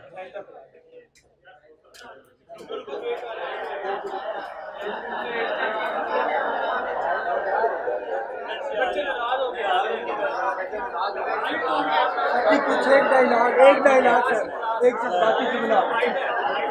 आप ना जाए ना चला गया मसाला कोई गया करता हो, जिसको भी कहे ना दरखास्त करें। नहीं जाने दे भाई जान, कोई जरूरी काम होगा, कोई बात नहीं, एक दिन सब नहीं जाना है। Audit risk model, audit risk is equal to inherent risk into control risk into. अच्छा इसको जरा 5 मिनट का कंसेप्ट है, जरा गौर से सुन लें। ऑडिट रिस्क जो है ना, ऑडिट रिस्क वो है inherent risk into control risk into. जो स्टूडेंट मैथ में एक्सपर्ट है ना, जो स्टूडेंट मैथ में एक्सपर्ट, आप केक काटेंगे, आप केक जो स्टूडेंट मैथ में एक्सपर्ट है वो ये समझ रहे होंगे कि ऑडिट रिस्क इक्वेशन में हम इनहेरेंट रिस्क और कंट्रोल रिस्क और डिटेक्शन रिस्क को मल्टीप्लाई करके ऑडिट रिस्क कैलकुलेट करते हैं। नहीं, ऑडिट, इसमें सबसे अहम चीज इस इक्वेशन में यही है, ऑडिट रिस्क तो हमें पहले से ही पता होता है कि 5% के लगभग होगा। वो तो ऑडिट एंगेजमेंट में हमने पढ़ा था, रीजनेबल एश्योरेंस पहले ही पता। ऑडिट रिस्क का भाई सिर्फ थोड़ा सा टाइम देते, 15-20 मिनट जोर देते हैं, इसके बाद मैंने अगला प्रैक्टिस वैसे निपटा लो, वरना ऐसे वो हल्ला गुला करते रहेंगे, फिर टाइम बढ़ता रहेगा। उसके लिए एंड पे टाइम है, आप बेफिक्र रहें। अच्छा आगे सुने, इस इक्वेशन का फिर अगर ऑडिट रिस्क हमें पहले से ही पता होता है तो इस इक्वेशन का मकसद क्या है? इस इक्वेशन का मकसद होता है डिटेक्शन रिस्क कैलकुलेट करना, क्योंकि डिटेक्शन रिस्क की बेस पे हम सब्सटेंटिव प्रोसीजर डिसाइड करते हैं। याद रखें किसी भी ऑडिट में ऑडिट रिस्क हमें पहले से पता होता है 5% के लगभग होगा। वो दुनिया की हर ऑडिट एंगेजमेंट का ऑडिट रिस्क डिसाइड हो चुका है, 5% के लगभग होगा। इनहेरेंट रिस्क हम असेस करते हैं अंडरस्टैंडिंग ऑफ एंटिटी से, कंट्रोल रिस्क असेस करते हैं अंडरस्टैंडिंग ऑफ कंट्रोल से। तो फिर इन तीनों के बाद जो चीज रह जाती है वो क्या है? Detection risk. अच्छा जरा इसको थोड़ा मैथमेटिकली भी देख लेते हैं। ये आपके सामने जरा गौर कीजिएगा, एक कंपनी है, उसका एरिया ए है, जैसे सेल्स। सबसे पहले इनहेरेंट रिस्क असेस करेंगे अंडरस्टैंडिंग ऑफ एंटिटी से। इनहेरेंट रिस्क कितना आया? कंट्रोल रिस्क असेस करेंगे कैसे? Understanding of control. Understanding of control से पता चलेगा कुछ कंट्रोल स्ट्रांग है, कुछ वीक है। जो कंट्रोल रिस्क कौन सा है? जो वीक है, ये है control risk. Inherent risk assess किया अंडरस्टैंडिंग ऑफ एंटिटी से, कंट्रोल रिस्क असेस किया अंडरस्टैंडिंग ऑफ कंट्रोल से, दोनों को मल्टीप्लाई किया तो क्या बना? Risk of material misstatement. पढ़ा था ना, रिस्क ऑफ मटेरियल मिसस्टेटमेंट। ये देखें मल्टीप्लाई करके साथ साथ चेक करते जाए, 60% इंटू 20% 12% ही बनता है। अब ऑडिट रिस्क पहले से सेट हुआ है 4.8%। रिस्क ऑफ मटेरियल मिसस्टेटमेंट हमने कैलकुलेट कर लिया, ऑडिट रिस्क पहले से सेट हुआ है, तो फिर मकसद क्या होता है? डिटेक्शन रिस्क कैलकुलेट करना। कैसे कैलकुलेट करेंगे? डिवाइड कैलकुलेट करके देखें, ऑडिट 40% ही आया। फिर से एरिया बी है, इनहेरेंट रिस्क फर्ज करें, इसमें भी 60% है। कैसे इनहेरेंट रिस्क असेस किया हमने? अंडरस्टैंडिंग ऑफ एंटिटी से। फिर इसके बाद अंडरस्टैंडिंग ऑफ इंटरनल कंट्रोल, इससे क्या किया हमने? कंट्रोल रिस्क असेस किया। अब की बार इंटरनल कंट्रोल की अंडरस्टैंडिंग ऑफ 10 की, वो 20% स्ट्रांग थे, 80% वीक, तो कंट्रोल रिस्क कितना हुआ? 80%। तो अब inherent risk 60, control risk 80, risk of material audit risk same ही है 4.8। اس کا ڈیٹیکشن رسک کیا ہوا 10%. اب ذرا سن لیجئے یہاں پہ آڈٹ رسک ماڈل کا آبجیکٹو کیا ہوتا ہے ڈیٹیکشن رسک کیلکولیٹ کرنا. ڈیٹیکشن رسک کا آبجیکٹو کیا ہوتا ہے ڈیسائیڈ کرنا پروسیجرز کے بارے. یاد رکھے ڈیٹیکشن رسک زیادہ تو پروسیجرز کم, ڈیٹیکشن رسک کم تو پروسیجر زیادہ. بھئی یہ کیا سارے آڈٹ میں تو ہم پڑھتے آئے ہیں رسک ہائی پروسیجر, رسک لو اب پڑھ رہے ہیں ڈیٹیکشن رسک ہائی تو پروسیجر کم اور ڈیٹیکشن رسک لو تو پروسیجر زیادہ. یہ کیا چکر یاد رکھے یہ ڈیٹیکشن رسک کا سبسٹینٹیو کے ساتھ انورس ریلیشن شپ ہوتا ہے. تو وہ جو ہم نے پڑھا تھا ہائی رسک وہ risk of material miss statement تھا. اصل میں اس آڈٹ رسک ماڈل سے نا اس آڈٹ رسک ماڈل سے ہم اپنی اپروچ ڈیسائیڈ کرتے ہیں کیا ہوگا, ہم اپنے پروسیجر ڈیسائیڈ کرتے ہیں کیا ہوں گے. جیسے مجھے بتائیے ادھر کنٹرول ادھر اس میں کنٹرول 80% اسٹرانگ ہے, اس میں 20%. کیا ٹیسٹ آف کنٹرول پرفارم کریں گے؟ ایریا اے پہ بھی کریں گے بی پہ بھی کریں گے. اے پہ زیادہ اور بی پہ کم. ٹھیک ہے. کیا سبسٹینٹیو پروسیجر بھی پرفارم کریں گے؟ اے میں کتنے سبسٹینٹیو پروسیجر پرفارم کریں گے؟ کس اے میں زیادہ کریں گے کم کریں گے اور بی میں کیوں؟ اس کو دو طریقے سے ایکسپلین کر سکتے ہیں. پہلا طریقہ اے میں risk of material miss statement, وہ جو ہم پورے آڈٹ میں کہتے ہیں نا high risk high procedure low risk لو, وہ risk of material miss statement کہہ رہے ہوتے ہیں. اس میں دیکھیں سیم رول ہے رسک لو سبسٹینٹیو پروسیجر بھی کم, رسک ہائی سبسٹینٹیو پروسیجر بھی زیادہ. لیکن چونکہ ڈیٹیکشن رسک اس کے ساتھ انورس تعلق ہے تو اس کو یوں بھی دیکھیں ایگزام میں گھمانے کے لیے آپ سے پوچھ سکتا ہے. ایگزام میں وہ چھوٹے چھوٹے کویسچن بھی پوچھ رہا ہے, میں بھی وہ کسی 2 نمبر کے کویسچن کے ساتھ پوچھ لے کہ ڈیٹیکشن رسک ہائی ہے سبسٹینٹیو پروسیجر بتائیے کیا ہوں گے؟ کم ہوں گے. کیونکہ آپ کو پتا ہونا چاہیے ڈیٹیکشن رسک کے ساتھ انورس ریلیشن شپ ہے, وہ رسک اور مٹیریل مس اسٹیٹمنٹ کے ساتھ پاسبل ہے. اس کی لاجک ہے, لیکن میرا مشورہ یہ ہے کہ اگر آپ کے پاس ٹائم نہیں ہے تو لاجک میں نہ پڑھے. اس کی لاجک یہ ہے کہ اصل میں ڈیٹیکشن رسک آپ کو بتاتا ہے کہ غلطی کا چانس کتنا ہے آپ کے پاس.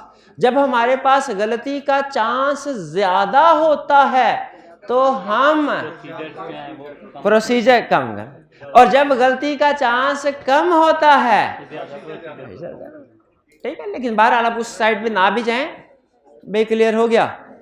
اب دیکھیے آپ کے پاس بکس ہیں, ذرا لاسٹ کالم میں اپروچ ہے, اپروچ کو میچ کیجئے کہ کیا جس ایریا میں کنٹرول زیادہ اسٹرانگ ہے وہاں پہ ٹیسٹ آف کنٹرول زیادہ پرفارم ہو رہے ہیں, اور جس ایریا میں risk of material miss statement زیادہ ہے کیا وہاں پہ سبسٹینٹیو پروسیجر زیادہ پرفارم ہو رہے ہیں؟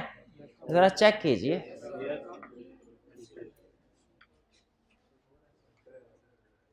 کلیئر ہو گئے بات؟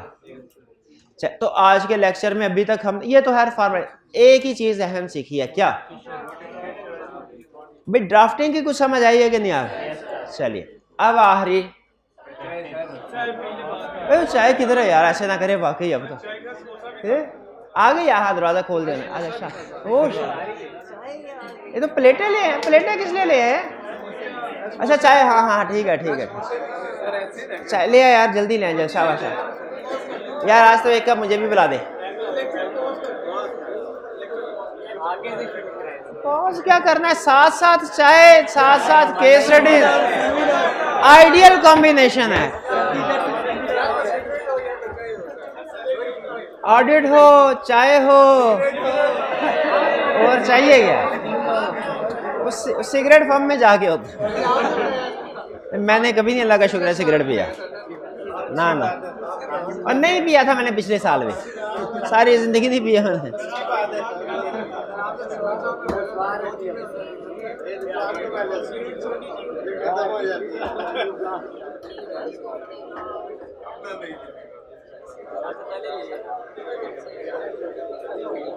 زیادہ نہیں, صرف 4 سوال ہیں, 4. انہوں نے کہا ارون کی کلاس اس کے بعد ہوگی.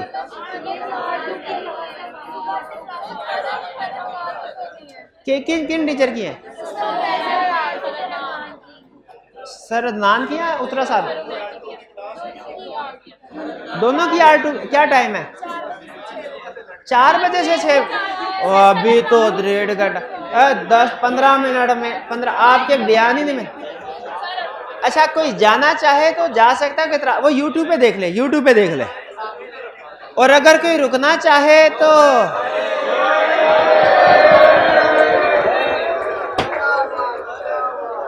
چھوٹے چھوٹے کویسچن, یوں چھوٹے چھوٹے کویسچن, چھوٹے چھوٹے question.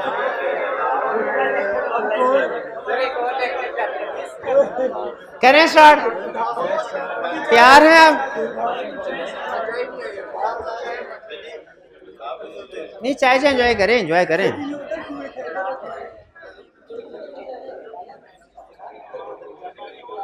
The management of Rose Private Limited seeks your guidance for the following matters. Requirement.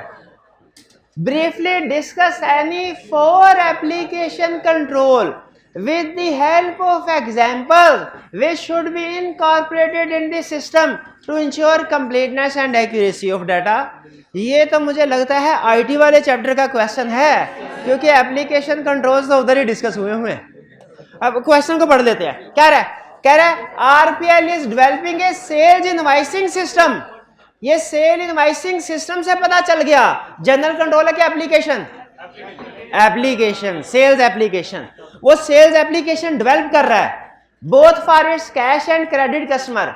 System would record customer's name, email address, cell number, NTS number, etc. at time of sale. System کچھ customer کا data record کرے گا. Briefly discuss any 4 application control with the help of example which should be incorporated. کوئی سے 4 application controls بتانے ہیں جو system میں implement کر سکتے ہو. 1 منٹ ہے, پہلے جنرل کویسچن بتائیے.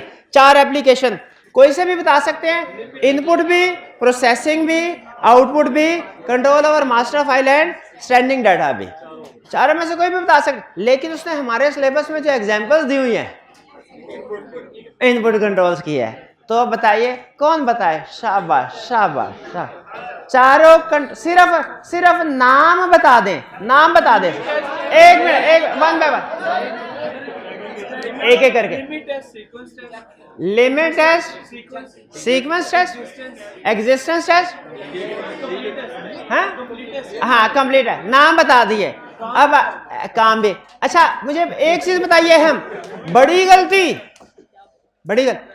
کیا اس کو جب ہم نے اب اس نے کہا ہے ایگزامپلز بتاؤ کہ اس ٹیسٹ کو کیسے استعمال کرتے ہیں, وہ ہم جنرل ایگزامپل جو یاد کی ہوئی ہے وہ بتا دیں گے کہ سیلز کے کنٹیکسٹ میں بتائیں گے. بتائیے پہلا کنٹرول آپ نے کیا بتایا؟ Limit test. اس میں کیا انشور کریں گے کہ کریڈٹ لمٹ سے ایکسیڈ نہ کریں. ایگری کرتے ہیں؟ کریکٹ.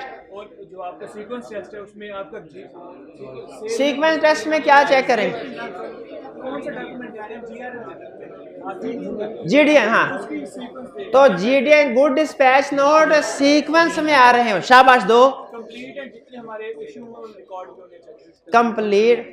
کمپلیٹنس کا تعلق اس سے تو نہیں ہوتا کہ جتنے بھی گڈ ڈسپیچ نوٹ ہے سارے ریکارڈ ہو. ہاں آل پریسکرائب فیلڈز ریکارڈ ہو. یعنی وہ کہہ رہے ہیں نا کہ میرے کو نام بھی چاہیے, ای میل ایڈریس, سیل نمبر بھی چاہیے. تو کمپلیٹنس کا بھائی کو چائے دے یار, چائے دے. اچھا لاسٹ کنٹرول بھی بتا دیں نا. کمپلیٹنس سمجھ آ گئی نا آپ کو؟ ایگزسٹنس کہ جس کریڈٹ کسٹمر کو سیل کیا وہ فیک ہو. وہ اپرووڈ کریڈٹ لسٹ میں، اپرووڈ لسٹ آف کسٹمرز میں آ رہا ہوں. ٹھیک ہے شاباش بھی یہ کلیئر ہو گیا. دیکھیں اس نے کیا پوچھا، ایپلیکیشن کنٹرول پوچھے کوئی سے 4، تو ہماری مرضی ہے کوئی سے بھی 4 بتا سکتے ہیں، ایک آدھا ایکسٹرا لکھ دیں گے تو زیادہ بہتر ہے. اس کویشچن میں کوئی problem? Be RPL's office has recently been damaged by fire causing a system downtime for 5 days. 5 دن تک سسٹم چلا ہی نہیں. Required advise any 3 general controls to RL which may ensure continuity of operation in future. اچھا کہہ رہا ہے 3 general controls. 3 general controls. تو ایک minute ٹھہرے تو کوئی سے بھی جنرل کنٹرول بتا سکتے ہیں نا؟ ایک منٹ ارے کوئی سے بھی جنرل کنٹرول ہاں نہیں، کوئی سے بھی نہیں، کنٹینیوٹی آف آپریشنز والے. ایک منٹ ذرا، insurance agreement with other party, service level agreement بھی ہو سکتے ہیں third party, back up copy. 3 ہو گیا. شاباش یہ پرائز دیجیے. شاباش یہ لے. بالکل ٹھیک ہے، آپ کی طرف بھی آ رہے ہیں میرے بھائی.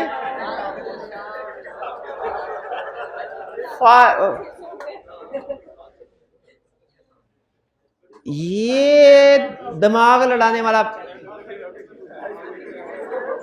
In respect of H control, قاعدہ اوپر جتنے بھی میں نے کنٹرول بتائے ہیں، determine whether it is preventive ہے کہ ڈیٹیکٹیو ہے کہ کریکٹیو، اور پھر یہ بھی بتانا ہے also classify each of Abu between general ہے کہ ایپلیکیشن ہے.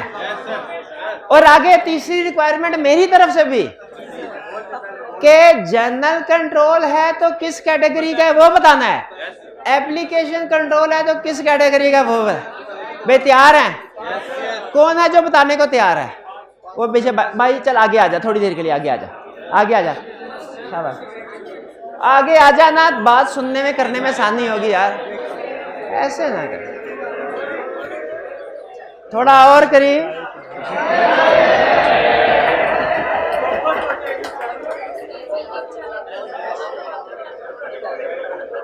ہاں شاباش سن لیں. 7 دیکھیں 7 ایگزامپل. 10 منٹ میں نے کنکلوڈ کرنا ہے اس لیکچر کو.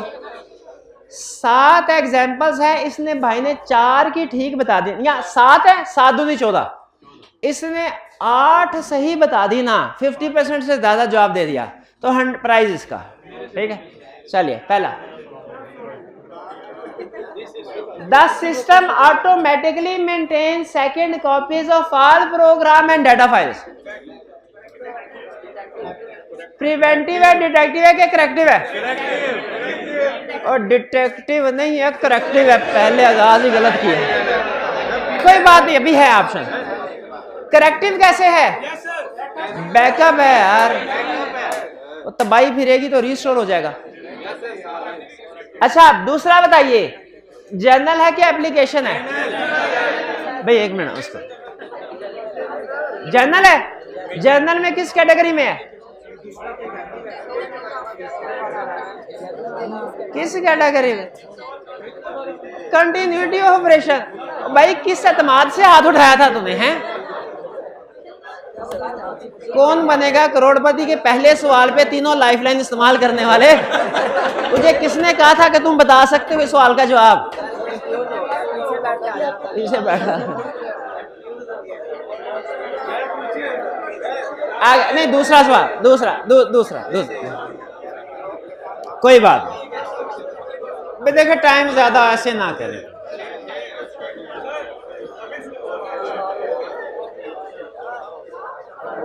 Access to program and data file is restricted. پیارے بھائی، اے بھائی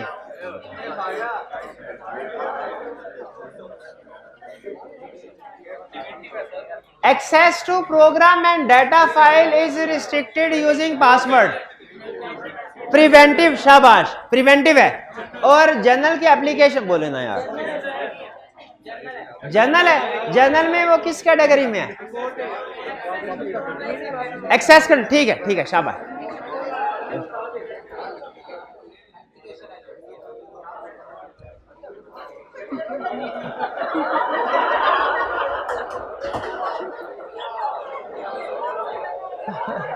نہیں مجھے اندازہ ہے آپ کی زندگی میں بڑی بڑی ٹینشنیں ہیں اور 15 منٹ مجھے دے دیں بس 15 minute.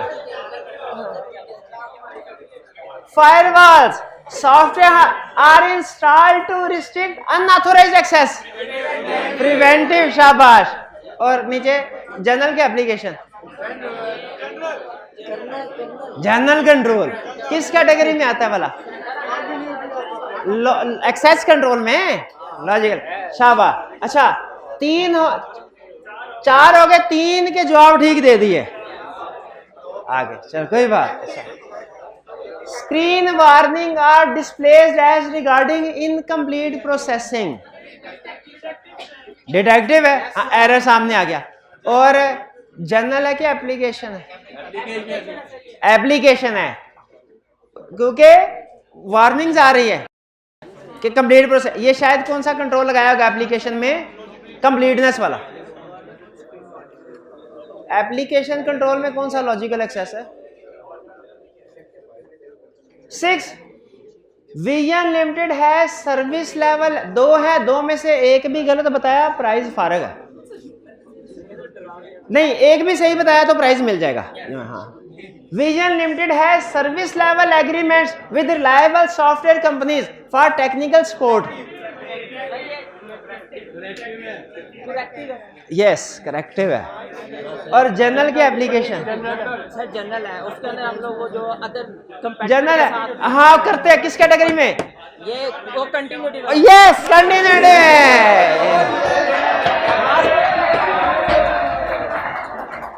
Review of out put against expected out put control ہے. ٹھیک ہے. اور یہ جنرل کنٹرول ہے کہ ایپلیکیشن کنٹرول ہے؟ ایپلیکیشن آؤٹ پٹ والا. یہ ڈیٹیکٹیو کنٹرول ہے نا, ریویو سے پتا چل جائے. چلیے آپ نے پوری کوشش کی لیکن پھر بھی میں کویسچن ڈسکس کرنے میں کامیاب ہو گیا. اب اگلے کویسچن پہ آتے ہیں. ہاں کیا مکھی ہے اس میں؟ کیا ہے؟ کیا کوئی چیز ہے اس میں؟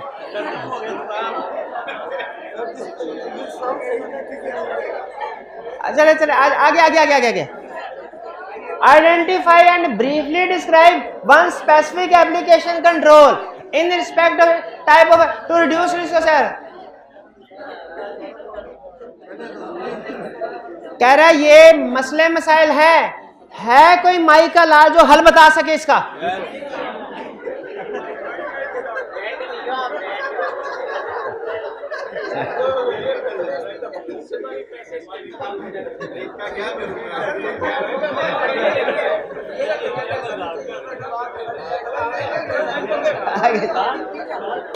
Advanced limited uses in-house developed integrated system for all its counting operational needs. AL has been facing following issues in transaction processing.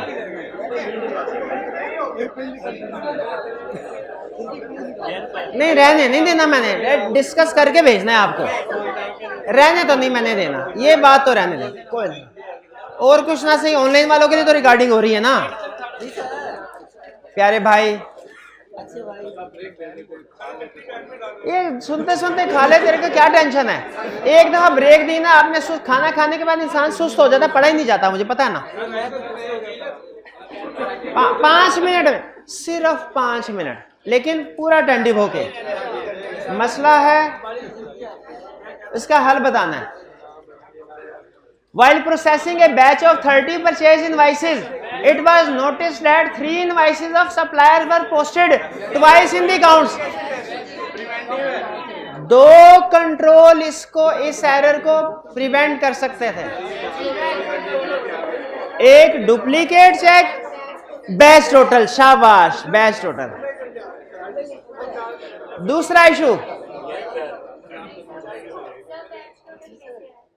کیونکہ اگر آپ نے 10 ٹرانزیکشن تھی 13 ریکارڈ کر دی, تو جب آپ ٹوٹل کریں گے 1 2 3 4 5 6 7 8 9 10, ادھر 1 2 3 13, تو فرق سامنے آ جائے گا. Second, Some instances have been identified in which AL's accountant had posted the amount received from customer in some other customer's account due to a typing error of customer code. Check digit. शाबाश.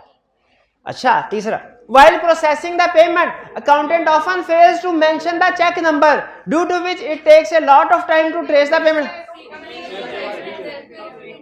Completeness है sequence. Completeness के सारी fields completely record हो, फिर ही आगे processing हो. ठीक है, आगे. While recording inventory movements, accountant had used incorrect inventory code. Since those codes did not exist, system posted the transaction suspense account. Existence है. आखिरी क्वेश्चन. अच्छा, ये ना, ये पहले कई दफा डिस्कस हुआ है.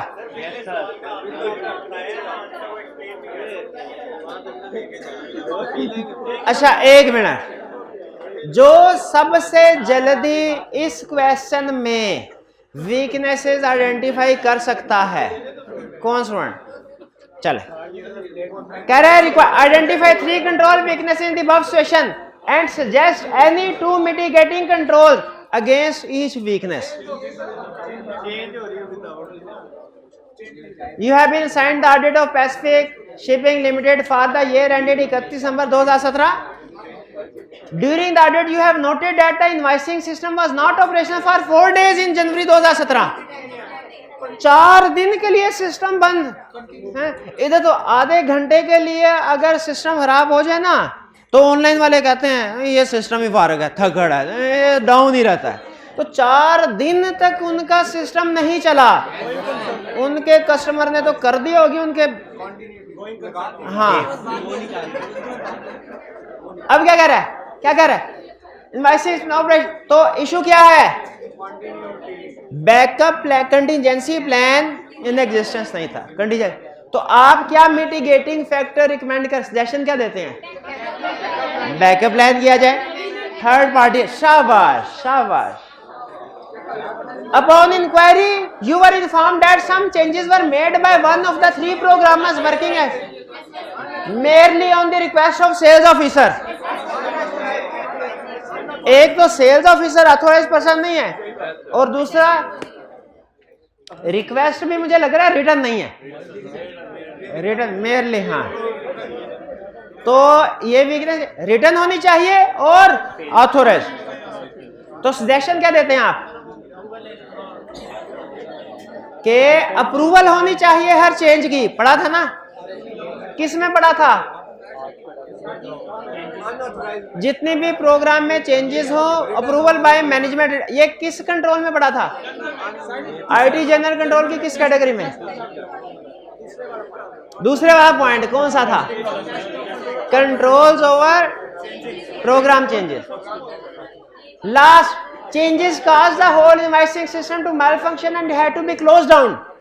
During these 4 days, all invoices were generated manually. Last issue क्या? कि टेस्टिंग बिफोर इम्प्लीमेंटेशन नहीं की गई. तो रिकमेंडेशन में क्या कहेंगे? टेस्टिंग बिफोर इम्प्लीमेंटेशन की जाए. ठीक है, और प्रॉपर ट्रेनिंग भी दी जाए, उससे पहले इम्प्लीमेंट ना किया जाए सिस्टम. भाई क्लियर? Clear sir. इसके साथ ही हमारा आज का लेक्चर और लेक्चर के ये सरप्लस नहीं है, ये बैलेंस कैरी फॉरवर्ड है. हाँ, ये अगले सेशन के लिए.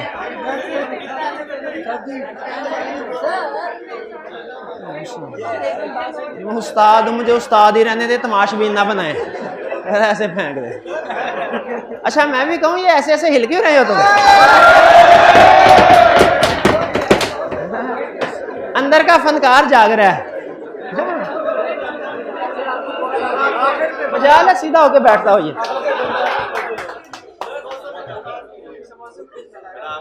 चलिए, तो उम्मीद है कि आपका ये सेशन, आपने इसमें कुछ सीखा होगा.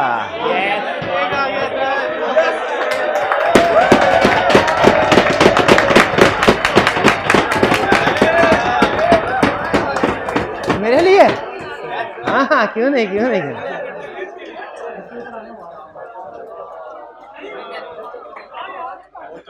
وہ میرے لیے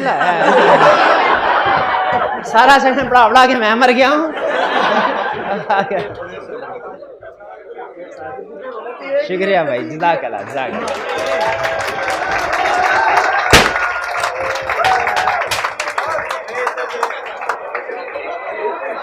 وہ بھی جا گیا. یہ بھائی ذرا رکھے تھا. ہاں ایسا کیک ہے. ہاں ہاں ہاں ہاں ہاں ضرور ضرور. نہیں کہا ہاں چلے لیکچر کو کلوز کر لیتے ہیں, کہیں ہماری کانفیڈینشیل انفارمیشن لیک نہ ہو جائے.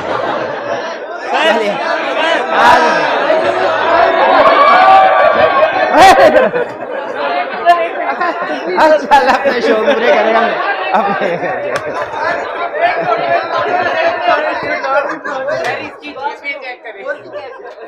چلیے آج کا یہ لیکچر یہاں پہ ختم کرتے ہیں. اس لیکچر کے ساتھ ہی اس سیشن کا بھی اختتام کرتے ہیں. اللہ حافظ.